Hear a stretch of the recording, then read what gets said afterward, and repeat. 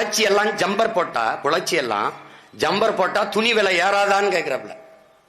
புலச்சினா யாரு? பறச்சி. பறச்சி எல்லாம் ஜம்பர் போட்டா, ரவுக்க போட்டா துணி விலை ஏறாதா என்று கேட்டவர் யார்? ஐயா ஈவேரா அவர்கள்.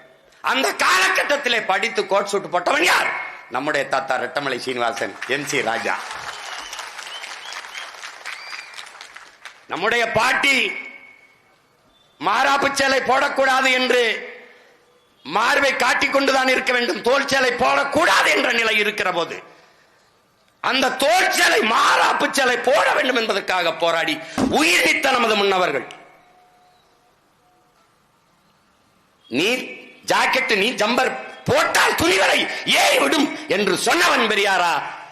நம் பாட்டிக்கும் நம் பெரியத்தா சின்னத்தாவுக்கும் மாறாப்பு சேலை போடுகிற உரிமையை போராடி பெற்றுக் கொடுத்த நமது முன்னவர்கள் பெரியாரா என்பதை அறிவு சமூகம் எண்ணி பார்க்கணும்.